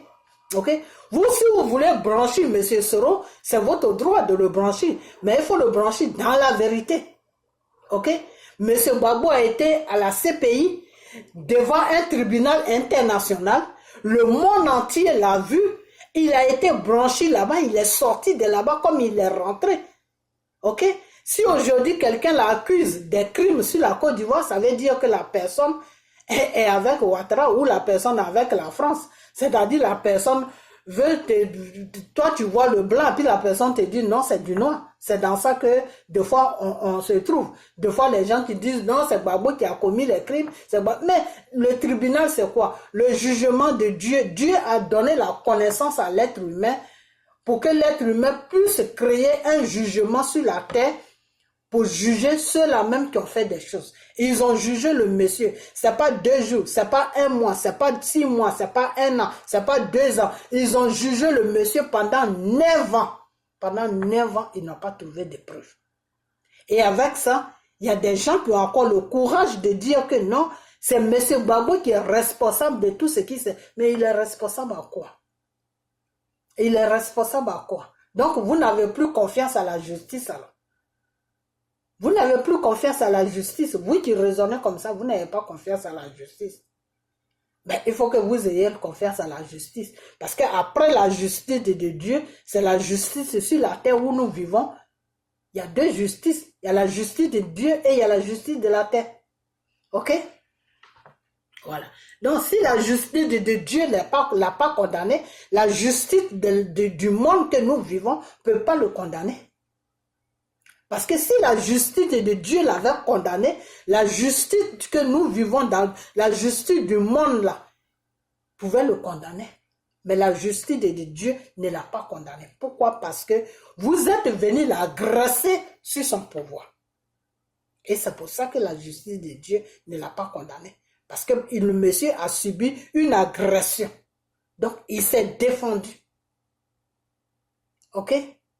Donc, aujourd'hui, quand toi, M. Keïta, tu fais une vidéo pour dire que oui, Gbagbo, au lieu de parler des 12 accords qui ont été signés entre la France et la Côte d'Ivoire, parce que la France pille notre Côte d'Ivoire, parce que la France pille la Côte d'Ivoire, et on se retrouve avec 15%, parce que la France pille la Côte d'Ivoire, donc c'est comme ça, c'est comme ça. Mais avant de dire tout ça là, avant que Gbagbo défende la Côte d'Ivoire là, il faut qu'il soit au pouvoir. S'il n'est pas au pouvoir, comment il peut défendre la Côte d'Ivoire? Et c'est pour cette raison qu'il a mal. Il a mal que vous êtes venu le déranger sur son pouvoir dans le vide. Parce que vous l'avez dérangé dans le vide. Parce que celui que vous avez mis, c'est lui que vous êtes en train de combattre aujourd'hui. Donc au fait, quand Gbagbo il s'assoit et puis il réfléchit, il se dit que vous l'avez dérangé dans le vide. Et c'est pour ça qu'il parle de son pouvoir. Monsieur Keïta, même si c'est toi, tu vas parler de ton pouvoir. Si c'est toi-même qu'ils ont dérangé comme Gbagbo là, tu vas parler de ton pouvoir. Parce que M. Gbagbo était en train de faire un travail. Et puis vous êtes venu tomber sur lui, tout simplement parce que vous voulez déposer un économiste sur notre pays, qui est M. Dramane Ouattara. Aujourd'hui, c'est le même Dramane Ouattara, vous êtes en train de combattre parce que vous avez vu que vous avez fait une erreur. Mais on ne fait pas une erreur comme ça. On ne détruit pas un pays dans une erreur. On ne tue pas des gens 3000 morts dans une erreur. Alors moi, je ne sais pas ce qui se passe dans vos têtes, vous les soroïstes. Quand vous accusez Gbagbo là, je me demande quand vous finissez votre vidéo, que vous rentrez chez vous là, que vous éteignez votre caméra, est-ce que vous êtes normal dans votre tête? Est-ce que vous avez la paix du cœur? Est-ce que vous êtes tranquille dans votre cœur? Des fois, je me pose cette question. Parce que, d'abord, c'est vous qui êtes venu agresser le monsieur. Le monsieur vous a tout donné. Le monsieur a tout donné à Soro. Le monsieur s'est même agenouillé même devant Soro. Pour lui dire que non. Le rêve que tu es en train de faire là, il faut arrêter. Parce que la France n'est pas là pour la Côte d'Ivoire. La France n'est pas là pour nos intérêts. La France est là pour prendre ce pays-là en otage. La France veut prendre ce pays en otage. Viens avec moi, on va les combattre. Soro ne l'a pas écouté. Soro ne l'a pas écouté. Aujourd'hui, ce Soro-là, il se trouve où? Ce Soro-là, aujourd'hui, il se trouve nulle part. On ne sait même pas où il est. Ok? Et vous êtes en train de faire encore la même bêtise. Vous les soroïstes là même, Soro devait même vous dire de demander pardon à Gbagbo à chaque vidéo que vous devez faire. Chaque vidéo que vous devez faire, vous les soroïstes, tous les soroïstes, je dis, vous les soroïstes là, vous qui parlez pour Soro là, à chaque vidéo que vous devez faire pour Soro là, à chaque vidéo que vous devez faire pour la Côte d'Ivoire, Soro devait vous laisser des consignes que à chaque vidéo là, demandez pardon à M. Gbagbo. Parce que ce que j'ai fait, on ne fait pas ça. Parce que ce que j'ai fait, moi-même m'a tombé dans la gueule. Donc Soro devait vous dire que chaque vidéo que vous devez faire là, vous devez demander pardon à Gbagbo. Mais non, ce n'est pas ça.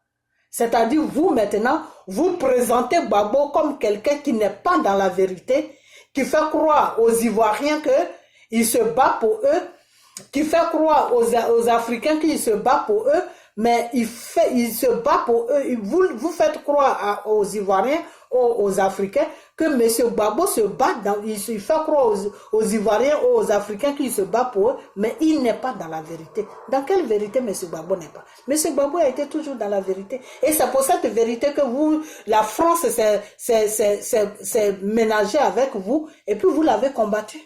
Parce que vous n'aimez pas la vérité. Parce que vous n'aimez pas la vérité. Tout simplement, vous n'aimez pas la vérité.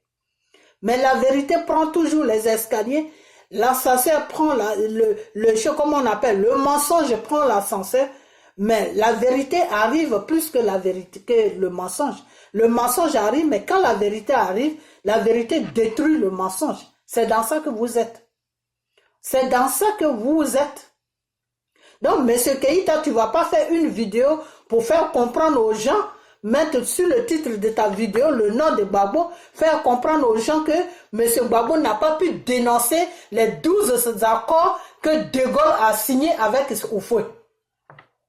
Qui fait aujourd'hui que la France a la main sur la Côte d'Ivoire. Tu ne vas pas dire ça. Parce que c'est ces 10 accords-là que Gbagbo est en train de combattre. Et puis vous êtes venu tomber sur lui. Et puis la France vous a manipulé pour que vous veniez tomber sur lui. Ok? Donc arrêtez. Vous avez vu tous les mots, les Watao, les comment on appelle, les IB, tous ces gens-là qui étaient dans le mensonge, qui sont morts, qu'ils ont tués, que votre pouvoir même que vous avez déposé sur la Côte d'Ivoire a mené au cimetière, mais vous n'arrêtez toujours pas. Vous êtes toujours dans le même mensonge. Il faut arrêter. D'un moment à l'autre, il faut arrêter. Il faut arrêter. Qu'est-ce que vous voulez même, mon monsieur là? Qu'est-ce que M. Gbagbo même vous a fait? Parce que pour vous, dans votre tête, vous vous dites que tant que M. Gbagbo est là, Soro n'aura aucune chance de gouverner la Côte d'Ivoire. Mais ce n'est pas un problème de M. Gbagbo. Ce n'est pas un problème de M. Gbagbo. C'est un problème de M. Soro lui-même. Soro doit se mettre en jour avec Dieu. Comme M. Keïta, comme tu dis Dieu te parle là. Tu devais prier sur ça. Tu devais prier sur ça. Moi, à ta place, je priais plutôt sur ça. Parce que quand tu aimes quelqu'un et que tu fais un combat pour lui et que le problème est spirituel, ben qu'est-ce que tu fais, M. Keïta? Ben tu fraîchis genoux et puis tu pries. Ton Dieu qui te parle là, tu lui demandes, tu dis, mais qu'est-ce qui se passe? Mais pourquoi ça se passe comme ça? Mais pourquoi la situation est comme ça? Pourquoi la situation de celui que je défends est comme ça? Et puis Dieu va te dire pourquoi c'est comme ça. Ok? Parce que moi, quand le Seigneur m'a mis sur Gbagbo, quand le Seigneur a commencé à m'envoyer des révélations pour M. Gbagbo, quand je ne comprends pas quelque chose, ben je fraîchis les genoux, je demande à Dieu, mais pourquoi Gbagbo a fait ça? Mais pourquoi c'est comme ça? Quand M. Gbagbo est rentré sur la Côte d'Ivoire, qu'il allait dans l'église catholique, mais j'ai prié, j'ai demandé à Dieu, mais pourquoi il est parti dans l'église catholique? Qu'est-ce qu'il allait chercher là-bas?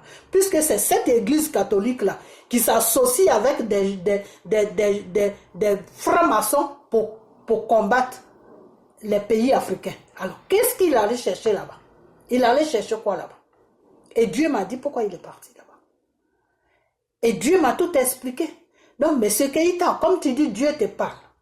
Ben, il faut expliquer, il faut parler. Demande à Dieu pourquoi la situation de Soro est comme ça. Et le Seigneur va te dire pourquoi. Parce que le Seigneur va te dire. Parce que je vous ai toujours dit que le Seigneur là, il a un problème avec Soro. Parce que la place qu'il a réservée à Soro là, Soro est parti de cette place là. Soro a dit à Dieu que lui, ce n'est pas la place là qui l'intéresse, que c'est une autre place qui l'intéresse. C'est pour ça que Soro là est encore dans les brouillons encore. Ok? C'est pour ça qu'il se promène partout. Il n'a pas de stabilité. Ok? Parce qu'il a un problème avec Dieu. Alors, des fois, quand je vous attends dans vos vidéos, Dieu est avec Soro, Dieu dans l'affaire de Soro, Dieu, dans l'affaire de Soro, Dieu est dedans. Mais Dieu est dedans dans quelles circonstances? Dieu est dedans sur quel plan? C'est ça que vous devez demander à Dieu. Que Seigneur, on sait que tu es dans l'affaire de Soro, mais c'est quoi? Qu'est-ce qui se passe? Demandez à Dieu, il parle. Moi, il me parle. Donc, je pense qu'il doit parler. Il doit vous parler aussi. Si c'est vraiment lui que vous priez, ben, si c'est Jésus que vous priez, normalement, Jésus parle. Ok? Voilà. Donc, arrêtez de faire ce genre de vidéos. Parce que la présidence, si vous voulez que Soro gouverne la Côte d'Ivoire, ce n'est pas Gbagbo qui tient le problème de Soro dans sa main. Hein. Non. Si Dieu veut que Soro gouverne là, Soro va gouverner. Il va gouverner. Si Dieu aussi veut que Soro ne gouverne pas là, Soro ne va pas gouverner. Même si Gbagbo n'est plus, Soro ne va jamais gouverner la Côte d'Ivoire. Parce que tout dépend de Dieu. Et je vous ai toujours dit que Soro là, il a un problème avec Dieu. Soro doit faire une repentance devant Dieu. Soro doit demander pardon à Dieu. Soro doit demander pardon à Dieu. Parce que Soro a désobéi à Dieu. Ok? Quand Soro voulait se séparer de Draman, Soro a cherché la face de Dieu. Le vrai Dieu. Le véritable Dieu. Il est parti en Israël. Et c'est là que les révélations de Soro sont venues sur moi. C'est là que le Seigneur m'a dit, dis-lui que je suis partout. Il n'a pas besoin de payer transport pour aller en Israël. Dans sa maison où il dort là, moi Dieu, je suis là-bas. Car moi Dieu, je suis esprit. Ok? Il n'a qu'à s'agenouiller, évoquer mon nom et je vais me présenter à lui. Et quand j'ai fait la vidéo, j'ai dit ça à Soro. J'ai dit, arrête de payer des billets pour aller en Israël. Dieu n'est pas un être humain pour être sur place quelque part. Dieu, il est esprit. Quand Dieu a compris que Satan devait être un problème pour nous et pour lui-même, Dieu est esprit. En même temps, il est chez moi, en même temps, il est chez toi. En même temps, il est chez toi, en même temps, il est chez l'autre. Et la situation a dépassé Satan. Donc, Satan n'a plus le contrôle de Dieu. Mais c'est Dieu qui a le contrôle de Satan. Vous comprenez? Donc, ce Dieu-là, il me dit, Soro, de te dire qu'il est partout. Et c'est là que Soro a arrêté d'aller en Israël. Donc, Soro cherchait vraiment le véritable Dieu. Parce que Soro regrettait le geste qu'il a fait, s'associer avec les Blancs pour détruire son pays. Et pourquoi Soro regrettait ça? Parce que Soro avait vu qu'il s'était fait manipuler par la France. Parce que la France l'avait promis quoi? Après Draman, c'est toi qui viens. Et Soro a compris qu'après Draman, il ne viendra jamais.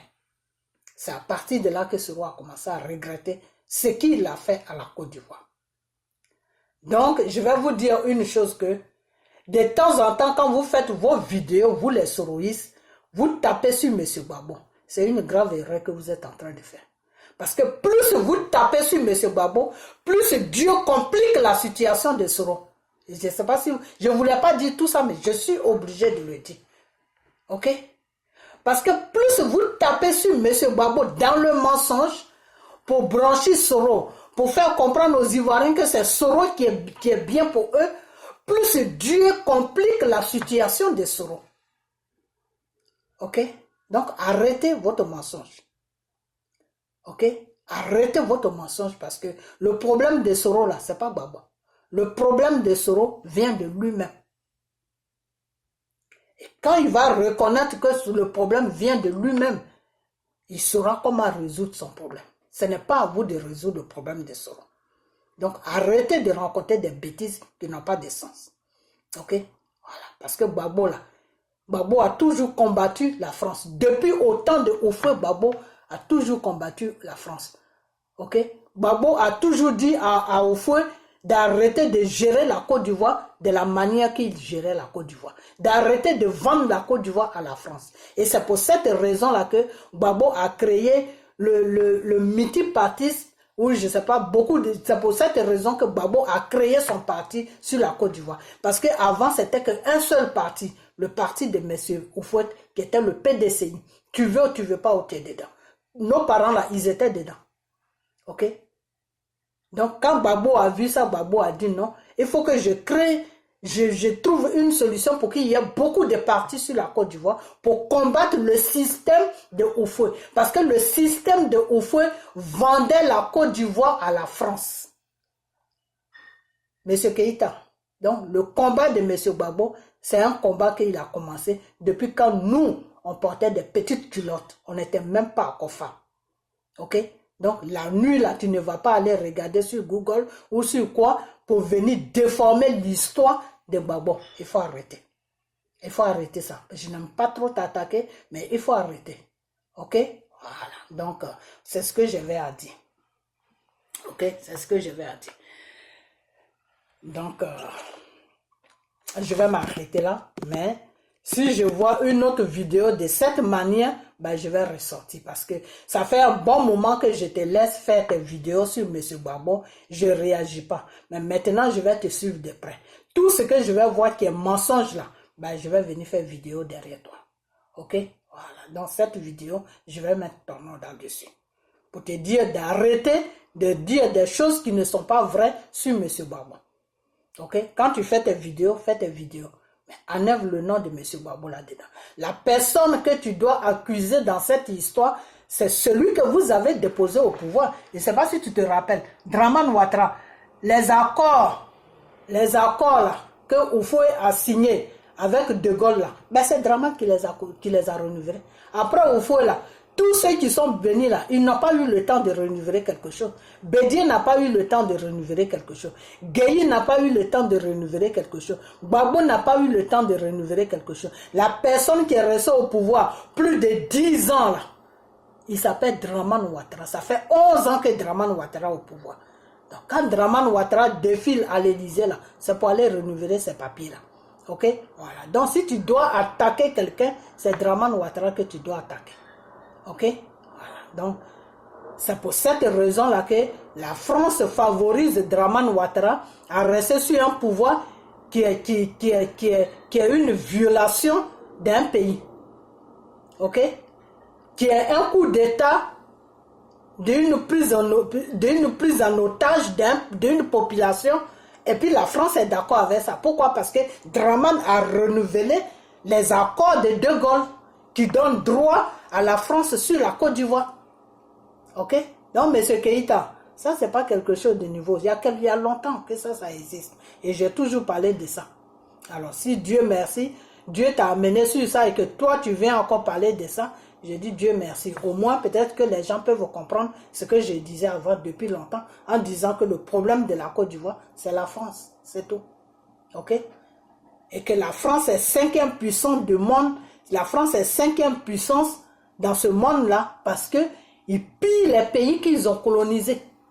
Si nos pays-là si nos pays-là ne sont plus en accord avec la France, mais la France tombe. Zéro, la France tombe. Ok? Voilà. Les 5e puissances là, ils vont perdre ça les minutes qui suivent. Ok? Voilà. L'argent que la France prend pour être 5e puissance, l'argent que la France prend pour payer des chômeurs chez eux là-bas, l'argent que la France prend pour faire tout ce qu'ils veulent faire là, et puis les Macron sont en cravate et puis ils se promènent partout pour raconter des bêtises là, ben ça vient de la Côte d'Ivoire, ça vient de toute l'Afrique qu'ils ont colonisée. Voilà, c'est notre argent, la France vit de notre argent, la France vit de nos richesses. Ok, j'ai toujours dénoncé ça. J'ai toujours dénoncé ça. C'est pour ça que quand je vais faire ma vidéo, la Malienne là qui avait dit à Macron que non, ne dis pas que vous venez au Mali pour nous aider. Non. J'ai apprécié ce qu'elle a dit. Parce que la France fait toujours croire, faire comprendre au monde entier qu'ils aident l'Afrique qu'ils ont colonisée. Mais c'est le contraire. Si l'Afrique qu'ils ont colonisée là, leur coupe les vues, leur coupe plutôt chaud, comment on appelle ça, les ressources, mais la France ne peut plus vivre. La France ne peut même pas payer un seul chômeur sur la France. Parce que la France n'a pas de base. Ok? La France n'a pas de base. La France n'a rien. La France n'a pas de base. La France vit sur le dos de l'Afrique. C'est tout. Donc ça, tout le monde le sait. Ben maintenant, les Africains de se lever. C'est parce que Gbagbo va dénoncer qu'il va changer quelque chose. Non, Gbagbo seul ne peut rien changer. Gbagbo seul là, il ne peut rien changer. Lui, il a créé son parti politique. Dans son parti politique, quand tu rentres dedans, les conférences qui vont se mettre en place, les réunions qui vont se mettre en place, les trucs qui vont se mettre en place, en fonction de ça, chaque pays saura comment il faut mener cette bataille devant la France pour se libérer. C'est ce truc-là que Gbagbo a créé. Sinon, Gbagbo n'a pas créé son parti pour dire que oui, il va prendre tout le problème de l'Afrique de l'Ouest pour mettre ça sur son dos, que c'est lui qui va combattre la France. Non, c'est pas dans ce sens-là. C'est pas dans ce sens-là. Gbagbo a créé, Gbagbo est en train d'ouvrir un chemin qui va permettre à tous les pays africains que la France a colonisés pour que ces pays-là soient dans la réalité de ce qui se passe sur leur pays. Et qu'est-ce que la France fait sur leur pays? Et qu'est-ce que la France... Pourquoi l'Afrique est comme ça? Et à partir de là, maintenant, chaque pays saura comment se battre avec la France pour se libérer de l'opprimation, des pillages de la France. Voilà ce que Gbagbo veut faire et c'est pour ça que Gbagbo a mis ce parti-là en place. Sinon, Gbagbo n'a pas mis ce parti-là en place pour s'arrêter là, pour dire, ah, De Gaulle avait signé des accords avec Oufoué, voilà ça, voilà. Non, c'est pas dans ce sens-là, Keïta. On fait pas comme ça la politique. La politique, moi, je connais pas la politique, mais mon grand frère est vraiment dans la politique, il est comme Gbagbo. Donc, je connais un peu comment ça se passe. Ok? Donc, c'est pas comme ça que la politique se fait. La politique, tu crées quelque chose et les gens viennent maintenant. C'est en parlant, les idées viennent et puis chacun va donner ses idées et puis en fonction de ça, maintenant, vous faites quelque chose. Ok? Donc, Gbagbo a créé son parti politique. Tous les Africains doivent se regrouper là-dedans. Et c'est à chaque réunion maintenant, ils vont voir comment chacun va se libérer de l'opprimation et des pillages de la France. Ok? Donc, tu ne peux pas venir faire vidéo pour dire que oui, et pourquoi Gbagbo n'a pas dénoncé ça, pourquoi Bédié n'a pas dénoncé ça, pourquoi Dramane, mais Dramane ne peut pas dénoncer ça. Parce que c'est ça qui fait que Dramane est encore au pouvoir. C'est ça qui fait que la France ferme les yeux sur le coup d'État que Dramane a fait. C'est ça qui fait que la France sait que Dramane est en train d'opprimer les Ivoiriens, mais il est quand même là. Parce que Dramane a signé tous les accords. Ok? Donc, ce que Dramane a signé, ça n'engage pas la Côte d'Ivoire. Tout ce que Dramane a signé à l'Élysée, ça n'engage pas la Côte d'Ivoire. Ok? Parce que Dramane n'a pas gagné d'élection. Vous avez pris des armes et puis vous l'avez déposé au pouvoir. Donc, c'est un pouvoir, notre pays a été brigandé. Notre pays a été violé. Donc, le pouvoir de Dramane, un vrai Ivoirien qui a toutes ses connaissances, ne reconnaît pas le pouvoir de Dramane. Ok? Mais la France nous oblige à reconnaître le pouvoir de Dramane. Ok? Donc, tous les accords que Dramane a signés là-bas, ce qui concerne la Côte d'Ivoire, ça c'est entre lui et la France. Nous, ça ne concerne pas la Côte d'Ivoire. Donc, le jour que Dramane va dégager, mais celui qui va venir, ben, tout ça là, ça sera annulé parce que tous ces accords-là sont finis. C'est périmé il y a longtemps. Ok?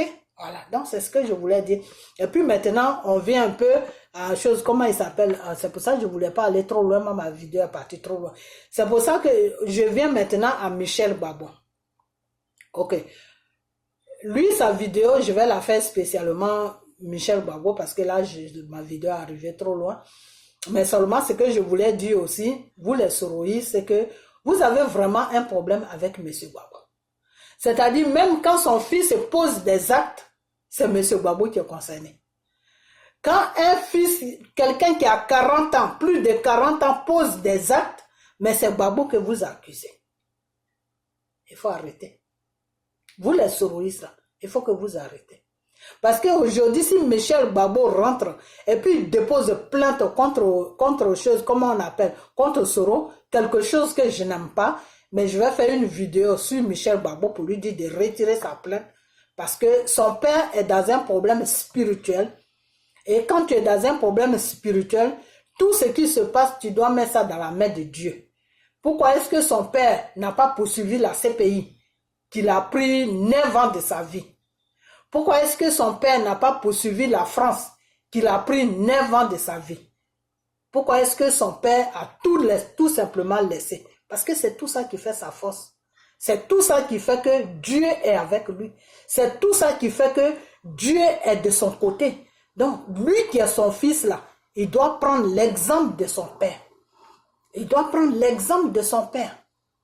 Ou s'il veut poursuivre Soro, ben il commence par le commencement. Il commence par la France jusqu'à descendre sur Soro. C'est tout. Parce que Soro a été un employeur de la France.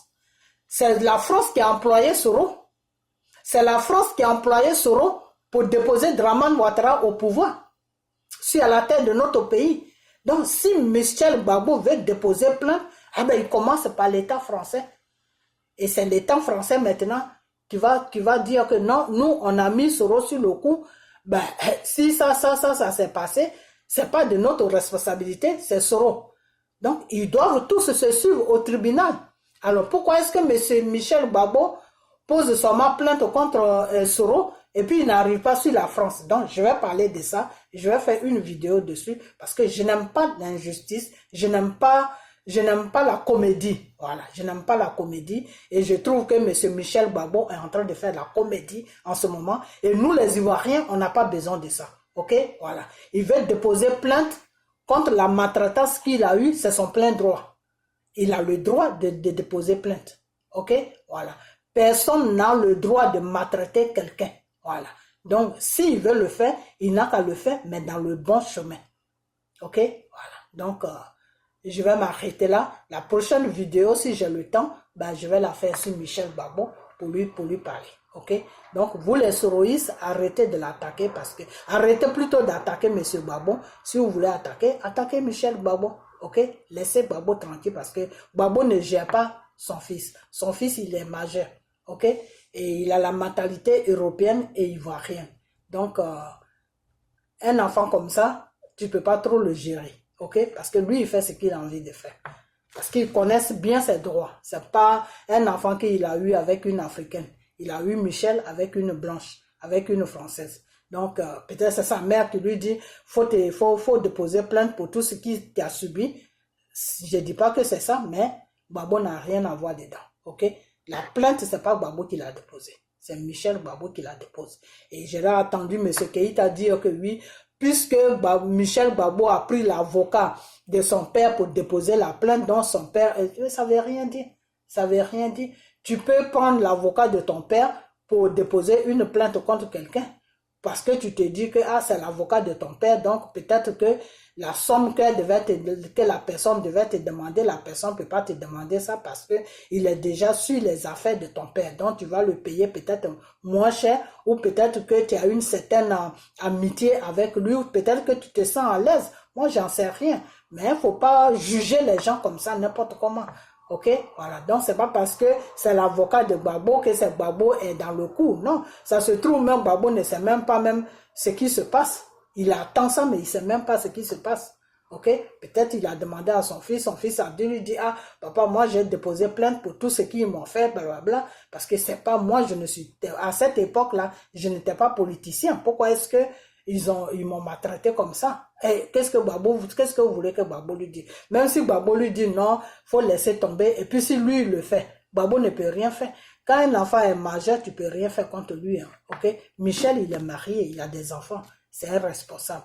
Donc, si vous voulez attaquer quelqu'un, ben attaquez Michel et attaquez-le aussi sur le droit chemin. C'est tout. Faut pas l'attaquer parce qu'il a déposé plainte contre Soro. Non, c'est son droit. Il faut l'attaquer pour lui faire comprendre que sa plainte est mal déposée. Il doit commencer par le commencement. C'est tout. OK? Voilà. Donc, moi, je vais vous laisser partager la vidéo, partagez-la.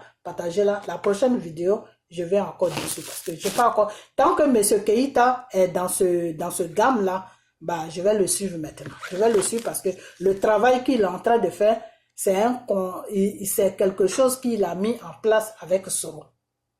OK? C'est quelque chose qu'il a mis en place avec Soro. Parce que pour eux, dans leur tête, il faut expliquer maintenant aux Ivoiriens que Gbagbo dit qu'il combat la France, mais il combat la France dans le mensonge. Voilà maintenant dans quoi ils sont. OK?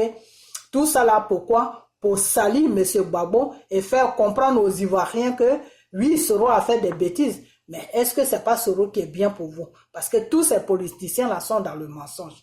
Ben, moi, je crois que tous ces politiciens-là sont dans le mensonge, mais les mensonges aussi, si vous dites qu'ils sont dans le mensonge, moi, je ne sais pas, peut-être qu'ils sont dans le mensonge, peut-être qu'ils ne sont pas dans le mensonge, mais à ce qui concerne M. Gbagbo, M. Gbagbo n'est pas dans le mensonge. Seulement, vous ne l'avez pas laissé le temps de gouverner, de s'occuper de certains problèmes, vous êtes venu tomber sur lui. Voilà, donc, la situation était trop pour lui. La situation était trop pour lui. Et la situation peut être... Demain, si Soro prend un pouvoir et puis on commence à tuer les gens dans les villages là-bas, vous croyez que Soro va gouverner comme vous voulez qu'il gouverne? Il faut arrêter vos bêtises. Il faut vraiment arrêter vos bêtises. Et sauf quelqu'un comme Draman qui n'a pas de cœur, qui s'en fout de l'être humain qu'on tue, qui peut gouverner dans la paix. OK? Qui peut se dire que du moment que c'est eux qu'on tue, moi je m'en fous. Du moment que ça n'arrive pas à la présidence, moi je m'en fous. Donc Gbagbo n'est pas comme ça. Gbagbo c'est quelqu'un qui est sensible. C'est pour ça que tout le combat de 30 ans qu'il a mené avec M. Félix Houphouët-Boigny, il n'a jamais pris un Ivoirien en otage pour faire chanter Houphouët. Parce que c'est quelqu'un qui est sensible. C'est quelqu'un qui pense à son prochain. C'est quelqu'un qui aime son prochain. C'est quelqu'un qui veut le bien de son prochain. Donc, quand quelqu'un est comme ça, là, il ne peut pas tuer un pouvoir, il ne peut pas être sur un pouvoir. Et puis, les rebelles sont en train de couper des gens dans les villages. Et puis, lui, il va rester là à parler des lois. À ce que De Gaulle a signé, à ce que De Gaulle n'a pas. Il faut arrêter vos bêtises. Monsieur Keïta, il faut arrêter. Parce que à partir de cette vidéo-là, je vais te suivre de près. Tu dénonces M. Gbagbo sur ce qu'il a fait, qui est dans la vérité, je n'ai pas de problème avec toi. Mais tu le dénonces dans, tu prends le mensonge pour le dénoncer au profit de M. Soro, bah, tu me trouveras sur ton chemin. Je vais présenter tes vidéos et puis je vais éclaircir aux Ivoiriens qui m'écoutent que tu n'es pas dans la vérité. Il faut arrêter. Ok? Donc, partagez la vidéo, partagez-la et puis on va bientôt. Ok? Voilà. Bye bye.